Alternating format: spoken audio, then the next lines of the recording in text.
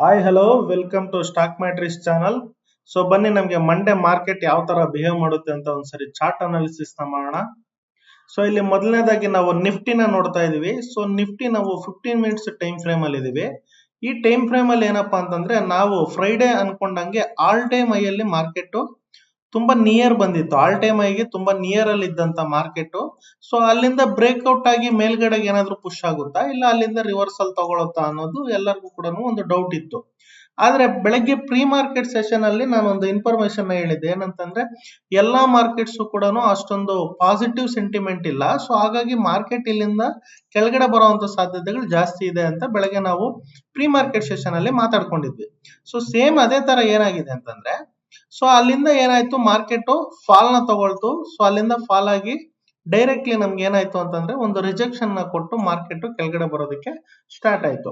So anyway ಅಲ್ಲಿಂದ ಕೆಳಗಡೆ ಬಂತು. ಸೊ ಬಟ್ ಇವಾಗ ನೋಡೋಣ ಮೇಜರ್ ಜೋನ್ಸ್ ಯಾವ್ದಾವ್ದು ಅಂತ ನೋಡೋಣ. ಸೊ ಒನ್ಸ್ ನಾವು ಆಲ್ ಟೈಮ್ ಐನ ನೋಡೋದಾದ್ರೆ 26,280. ಸೊ ಇದು ನಿಯರ್ ಆಲ್ಮೋಸ್ಟ್ ನಮ್ಮ ಆಲ್ ಟೈಮ್ ಐ ಅಲ್ಲಿ ಇತ್ತು. ಸೊ ಅಲ್ಲಿಂದ ನಮ್ಗೆ ರಿಜೆಕ್ಷನ್ ನ ತಗೊಂಡು ಕೆಳಗಡೆ ಬಂದಿದೆ.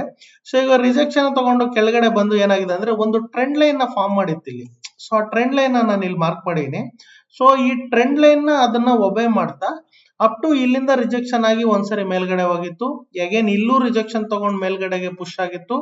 ಮತ್ತೆ ಇಲ್ಲೂ ಬಂದು ಇವಾಗ ಟ್ರೆಂಡ್ ಲೈನ್ ನ ಅಲ್ಲಿ ಟಚ್ ಮಾಡಿ ಮತ್ತೆ ಮೇಲ್ಗಡೆಗೆ ಹೋಗಿ ಮತ್ತೆ ಅದು ಮೇಲ್ಗಡೆಗೆ ಹೋಗಕ್ಕೆ ಟ್ರೈ ಮಾಡಿ, ಬಟ್ ಅಲ್ಲಿಂದ ಮತ್ತೆ ರಿಜೆಕ್ಷನ್ ಆಗಿ ನಮ್ಮ ಟ್ರೆಂಡ್ ಲೈನ್ ವರ್ಗೂ ಕೂಡ ಅದು ವಾಪಸ್ ಬಂದು ಬ್ರೇಕ್ಔಟ್ ಕೊಟ್ಟಿದೆ. ಸೊ ಅಂದ್ರೆ ಈಗ ಏನಾಗಿದೆ ಅಂದ್ರೆ ಈ ಟ್ರೆಂಡ್ ಲೈನ್ ಬ್ರೇಕ್ ಆಗಿದೆ. ಇಲ್ಲಿ ಎಷ್ಟಲ್ಲಿ ಬೇಕಾಗಿದೆ, 26,100ರಲ್ಲಿ ನಮ್ಮ ಟ್ರೆಂಡ್ ಲೈನ್ ಬ್ರೇಕ್ ಮಾಡಿ ಸೊ ಕೆಳಗಡೆ ಬಂದಿದೆ. ಸೊ ಇವಾಗ ಇಲ್ಲಿ ಮಾರ್ಕೆಟ್ ಇಲ್ಲಿ ಬಂದಾಗ ಇಲ್ಲಿ ಸಸ್ಟೈನ್ ಆಗಿ ಮಾರ್ಕೆಟ್ ಕ್ಲೋಸ್ ಮಾಡಿದೆ. ಸೊ ಮಂಡೇ ಏನಾದ್ರೂ ಮಾರ್ಕೆಟ್ ಇಲ್ಲಿಂದ ಕಂಟಿನ್ಯೂಸ್ ಏನಾದ್ರೂ ಡೌನ್ ಸೈಡ್ ಏನಾದ್ರೂ ಪುಷ್ ಆದ್ರೆ ಸೊ ನಮ್ಗೆ 25,850ವರೆಗೂ ಕೂಡ ಮಾರ್ಕೆಟ್ ಫಾಲೋ ಆಗುವಂತ ಸಾಧ್ಯತೆಗಳು ಜಾಸ್ತಿ ಇರ್ತವೆ. ಅಗೇನ್ ಇಲ್ಲಿಂದ ಒಂದು ಸ್ಮಾಲ್ ಸಪೋರ್ಟ್ ಇದೆ. ಮೇ ಬಿ ಇಲ್ಲಿಂದ ಕನ್ಸಲ್ಟೇಷನ್ ಆಗಿ ಒಂದ್ ಸ್ವಲ್ಪ ರಿಕವರಿ ಮಾಡಿ ಮಾರ್ಕೆಟ್ ಇಲ್ಲೇ ಕ್ಲೋಸ್ ಮಾಡುವಂತ ಸಾಧ್ಯತೆಗಳು ಜಾಸ್ತಿ ಇದಾವೆ. ಇಫ್ ಇನ್ ಕೇಸ್ ಏನಾದ್ರು ಹೈಯರ್ ವ್ಯಾಲ್ಯೂಮ್ ಅಲ್ಲಿ ಏನಾದ್ರು ಡೌನ್ ಫಾಲ್ ನ ಕಂಡ್ರೆ ಮಾರ್ಕೆಟ್ 25,850ನ ಬ್ರೇಕ್ ಮಾಡ್ಕೊಂಡು 25,750ವರೆಗೂ ಕೂಡ ಮಾರ್ಕೆಟ್ ಬರುವಂತ ಸಾಧ್ಯತೆಗಳು ತುಂಬಾ ಕಾಣ್ತದೆ. ಯಾಕೆಂದ್ರೆ ಇದು ಒಂದು ಮೈನರ್ ಸಪೋರ್ಟ್ ಝೋನು, ಇದು ಒಂದು ನಮ್ಗೆ ಮೇಜರ್ ಸಪೋರ್ಟ್ ಝೋನು. ಸೊ ಹಾಗಾಗಿ ಮೈನರ್ ಏನಾದ್ರೂ ಬ್ರೇಕ್ಔಟ್ ಆದ್ರೆ ನಮ್ಮ ಮೇಜರ್ ವ್ಯಾಲ್ಯೂ ವರೆಗೂ ಕೂಡ ಮಾರ್ಕೆಟ್ ಬರುವಂತ ಸಾಧ್ಯತೆಗಳಿದಾವೆ. ಸೊ ಎನಿವೇ ಏನಪ್ಪಾ ಅಂತಂದ್ರೆ ಇಲ್ಲಿ ಇನ್ನು ಬೈ ಸೈಡ್ ಗೆ ಕಾಣ್ತಿಲ್ಲ. ಮೇ ಬಿ ಇನ್ನೊಂದು ಫಾಲ್ ನ ಕಂಡು ಆಮೇಲೆ ಇಲ್ಲಿಂದ ಮೇಲಕ್ಕೆ ಹೋಗುವಂತ ಸಾಧ್ಯತೆಗಳು ನಿಫ್ಟಿಯಲ್ಲಿ ನಮ್ಗೆ ನೀಟಾಗಿ ಕಾಣ್ತಾ ಇದಾವೆ. ಬನ್ನಿ ಈಗ ಬ್ಯಾಂಕ್ ನಿಫ್ಟಿ ನೋಡೋಣ. ಆಮೇಲೆ ಇಲ್ಲಿ ನಿಫ್ಟಿಯಲ್ಲಿ ಇನ್ನೊಂದು ಅಬ್ಸರ್ವ್ ಮಾಡಬೇಕಾಗಿರೋ ವ್ಯಾಲ್ಯೂ ಇದೆ. ಏನಪ್ಪಾ ಅಂತಂದ್ರೆ ಇಲ್ಲೊಂದು ಗ್ಯಾಪ್ ಇದೆ ಇಲ್ಲಿ. ಸೊ ಅರೌಂಡ್ 25,750 ಒಂದು ಗ್ಯಾಪ್ ನ ಫಾರ್ಮ್ ಮಾಡಿದ್ದಾರೆ. ಸೊ ಈ ಗ್ಯಾಪ್ ಅಲ್ಲಿ ಇರುವಂತ ಏನಿದೆ ವ್ಯಾಲ್ಯೂಮ್ ಅಂದ್ರೆ ಏನ್ ಪೊಸಿಷನ್ಸ್ ಇದೆ, ಈ ಪೊಸಿಷನ್ಸ್ ನ ಎಕ್ಸಿಟ್ ಆಗಿಲ್ಲ. ಸೊ ಈ ಪೊಸಿಷನ್ಸ್ ಅದೇ ತರನೇ ಇದೆ. ಗ್ಯಾಪ್ ನ ಕ್ಲೋಸ್ ಮಾಡಬೇಕು. ಏನಾದ್ರೂ ಬ್ರೇಕ್ ಡೌನ್ ಫಾಲ್ ಏನಾದ್ರೂ ಬಂದ್ರೆ ಮೇ ಬಿ ಇದನ್ನ ಕ್ಲೋಸ್ ಮಾಡಿ ಮತ್ತೆ ಮೇಲಕ್ಕೆ ಹೋಗುವಂತ ಸಾಧ್ಯತೆಗಳು ತುಂಬಾ ಇರ್ತವೆ. ಸೊ ಇದನ್ನ ನಾವು ಒಂದ್ ಸ್ವಲ್ಪ ಬ್ರೇಕ್ಔಟ್ ಆದ್ಮೇಲೆ ಅಂದ್ರೆ ಅಪ್ ಟು ಈ ಸಪೋರ್ಟ್ ಲೈನ್ ಅಂದ್ರೆ 25,750 ಬರ್ದಾಗ ಈ ಗ್ಯಾಪ್ ನ ಫಿಲ್ ಮಾಡುತ್ತಾ ಅನ್ನೋದು ನಾವು ಒಂದ್ಸರಿ ಅಬ್ಸರ್ವ್ ಮಾಡಬೇಕಾಗುತ್ತೆ. ಇನ್ನ ನೋಡಿ ಬ್ಯಾಂಕ್ ನಿಫ್ಟಿಗೆ ಬಂದ್ರೆ ಬ್ಯಾಂಕ್ ನಿಫ್ಟಿಯಲ್ಲಿ ಕೂಡ ಅಷ್ಟೇ. So almost near to all time high ಹತ್ರ ಇದ್ದು, ಆಲ್ ಟೈಮ್ ಹೈ ಹತ್ರ ಇದ್ದಂತ ಮಾರ್ಕೆಟ್ ಅಲ್ಲಿಂದ ರಿಜೆಕ್ಷನ್ ತಗೊಂಡು ಸೇಮ್ ಡೌನ್ ಸೈಡ್ ಗೆ ಬಂತು. ಯಾಕಂದ್ರೆ ಓಪನ್ ಆಗಿದ್ದೆ ಗ್ಯಾಪ್ ಡೌನ್ ಅಲ್ಲಿ ಓಪನ್ ಆಯ್ತು. ಒನ್ಸ್ ಗ್ಯಾಪ್ ಡೌನ್ ಅಲ್ಲಿ ಓಪನ್ ಆಗಿದ ತಕ್ಷಣ ಮಾರ್ಕೆಟ್ ಕೆಳಗಡೆಗೆ ಬಂತು. ಸೇಮ್ ಇಲ್ಲೂ ಕೂಡ ಅಷ್ಟೇ ಟ್ರೆಂಡ್ ಲೈನ್ ಫಾರ್ಮೇಶನ್ ಅಲ್ಲಿ ಏನ್ ರಿಜೆಕ್ಷನ್ಸ್ ತಗೊಂತಾ ಇತ್ತು ಸೇಮ್ ರಿಜೆಕ್ಷನ್ ಹತ್ರ ಮತ್ತೆ ರಿವರ್ಸ್ ಆಯ್ತು ಮಾರ್ಕೆಟ್. ಒನ್ಸ್ ರಿವರ್ಸ್ ಆದ್ಮೇಲೆ ತುಂಬಾ ಅದು ಪುಷ್ ಆಗಲಿಲ್ಲ ಮೇಲ್ಗಡೆ ಸೈಡ್ಗೆ. ಸೊ ಸ್ವಲ್ಪ ಪುಷ್ ಆಗಿ ಮತ್ತೆ EMI ರಿಜೆಕ್ಷನ್ ನ ತಗೊಂಡು ಮತ್ತೆ ಅಲ್ಲಿಂದ ನಮ್ಗೆ ಟ್ರೆಂಡ್ ಲೈನ್ ಬ್ರೇಕ್ಔಟ್ ಕೊಡಿದೆ. ಅಂದ್ರೆ ಎನಿವೇ ಏನಪ್ಪಾ ಅಂತಂದ್ರೆ ನಮ್ಮ ನಿಫ್ಟಿಯಲ್ಲಿ ಆಗಿರ್ಬೋದು ಬ್ಯಾಂಕ್ ನಿಫ್ಟಿಯಲ್ಲಿ ಆಗಿರ್ಬೋದು ಎರಡೂ ಕಡೆನೂ ಕೂಡ ನಮ್ಗೆ ಟ್ರೆಂಡ್ ಲೈನ್ ಬ್ರೇಕ್ಔಟ್ ಅನ್ನೋದು ಕೊಟ್ಟಿದೆ. ಸೊ ಈ ಟ್ರೆಂಡ್ ಲೈನ್ ಬ್ರೇಕ್ಔಟ್ ಆಗಿರೋದಕ್ಕಿಂತ ನೆಕ್ಸ್ಟ್ ಇಮಿಡಿಯೇಟ್ ಒಂದು ಸಪೋರ್ಟ್ ಲೈನ್ ಅಂತ ಏನಾದ್ರು ನೋಡಿದ್ರೆ ನಾವು 58,600 58,600 ಅನ್ನೋದು ಬ್ಯಾಂಕ್ ನಿಫ್ಟಿಯಲ್ಲಿ ಇಮಿಡಿಯೇಟ್ ಇರುವಂತ support line. After trend line breakout ಆದ್ಮೇಲೆ ಇದೊಂದು ಸಪೋರ್ಟ್ ಲೈನ್ ಇದೆ. ಈ ಸಪೋರ್ಟ್ ಲೈನ್ ಏನಾದ್ರೂ ಬ್ರೇಕ್ ಮಾಡ್ಕೊಂಡು ಇನ್ನೂ ಕೆಳಗಡೆಗೆ ಏನಾದ್ರು ಬಂದ್ರೆ 58,200ವರೆಗೂ ಕೂಡ ಬರುವಂತ ಸಾಧ್ಯತೆಗಳು ಬ್ಯಾಂಕ್ ನಿಫ್ಟಿಯಲ್ಲಿ ಜಾಸ್ತಿ ಇದೆ. ಯಾಕೆಂದ್ರೆ ಇದೊಂದು ಸ್ಮಾಲ್ ಒಂದು ಮೈನರ್ ಸಪೋರ್ಟ್ ಲೈನ್ ಅಷ್ಟೇ. ಸೊ ಮೇಜರ್ ಆಗಿರುವಂತ ಏನ್ ಸಪೋರ್ಟ್ ಲೈನ್ ಇದೆ ಅದು ಬಂದ್ಬಿಟ್ಟು 58,200ವರೆಗೂ ಇದೆ.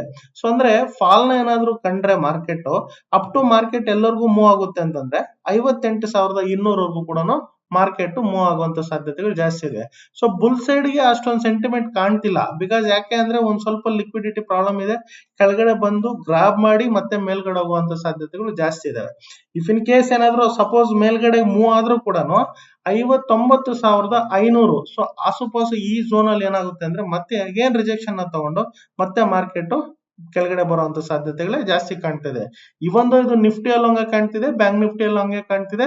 ಈಗ ಬನ್ನಿ ನಾವು ಸೆನ್ಸೆಕ್ಸ್ ಅಲ್ಲಿ ನೋಡೋಣ. ಸೊ ಈ ಒಂದು ಸೆನ್ಸೆಕ್ಸ್ ಅಲ್ಲಿ ಕೂಡ ಸೇಮ್ ಸಿನಾರಿಯೋ ಇದೆ. ಇದು ಕೂಡ ಅಷ್ಟೇ almost near to all time high ಹೋಗಿತ್ತು. ಆಲ್ ಟೈಮ್ ಐ ಇಂದ ಮತ್ತೆ ಅಲ್ಲಿ ರಿಜೆಕ್ಷನ್ ತಗೊಂಡು ಕೆಳಗಡೆ ಬಂತು. ಸೇಮ್ ನಿಫ್ಟಿಯಲ್ಲಿ ಬಂದಂಗೆ ಬಂದಿದೆ. ಆ ಚಾರ್ಟ್ ಈ ಚಾರ್ಟ್ ಸೇಮ್ ಈಕ್ವಲೆಂಟ್ ಆಗಿದೆ. ಇಲ್ಲೂ ಕೂಡ ಅಷ್ಟೇ ಒಂದು ಟ್ರೆಂಡ್ ಲೈನ್ ಫಾರ್ಮೇಶನ್ ಮಾಡಿತ್ತು. ಇಲ್ಲೂ ರಿಜೆಕ್ಷನ್ ತಗೊಂಡು ಮೇಲ್ಗಡೆಗೆ ಪುಷ್ ಮಾಡಿದ್ರು. ಅಗೇನ್ ಇಲ್ಲೂ ರಿಜೆಕ್ಷನ್ ಮಾಡಿ ಮತ್ತೆ ಮೇಲ್ಗಡೆ ಪುಷ್ ಮಾಡಿದ್ರು. ಈ ಸಾರಿ ಮಾತ್ರ ಇಲ್ಲಿ ಬಂದಾಗ ಪುಷ್ ಮಾಡಿ ಮೇಲ್ಗಡೆಗೆ ಅಗೇನ್ ಇಲ್ಲಂತ ಇಲ್ಲೊಂದು ಸ್ಮಾಲ್ ಇಲ್ಲೊಂದು ಸಪ್ಲೈ ಇತ್ತು, ಅಲ್ಲಿಂದ ರಿಜೆಕ್ಷನ್ ತಗೊಂಡು ಮತ್ತೆ EMA ಕರೆಕ್ಷನ್ ಇಂದ ಮತ್ತೆ ಟ್ರೆಂಡ್ ಲೈನ್ ಬ್ರೇಕ್ ಮಾಡಿದೆ. ಸೊ ಅಂದ್ರೆ ಟ್ರೆಂಡ್ ಲೈನ್ ಬ್ರೇಕ್ ಮಾಡಿರೋದು ನಿಫ್ಟಿಯಲ್ಲಿ ಆಗಿರ್ಬೋದು, ಬ್ಯಾಂಕ್ ನಿಫ್ಟಿ ಆಗಿರ್ಬೋದು, ಸೆನ್ಸೆಕ್ಸ್ ಆಗಿರ್ಬೋದು, ಮೂರೂ ಕಡೆನೂ ಕೂಡ ನಮ್ಗೆ ಮೇಜರ್ ಇದ್ದಂತ ಒಂದು ಟ್ರೆಂಡ್ ಲೈನ್ ನ ಬ್ರೇಕ್ ಮಾಡಿದ್ದಾರೆ. ಸೊ ಈ ಟ್ರೆಂಡ್ ಲೈನ್ ನ ಬ್ರೇಕ್ ಮಾಡಿರೋದಕ್ಕೋಸ್ಕರ ಸೊ ಮಾರ್ಕೆಟ್ ಕೆಳಗಡೆ ಬರುವಂತ ಸಾಧ್ಯತೆಗಳು ಜಾಸ್ತಿ ಇದಾವೆ. ಸೊ ಈಗೇನಾದ್ರೂ ಸೆನ್ಸೆಕ್ಸ್ ಅಲ್ಲಿ ಕೂಡ ಕೆಳಗಡೆ ಬಂದ್ರೆ ಅಂದ್ರೆ ಈಗಿರುವಂತ ಮಾರ್ಕೆಟ್ 85,200 ಮಾರ್ಕೆಟ್ ರನ್ ಆಗ್ತಿದೆ.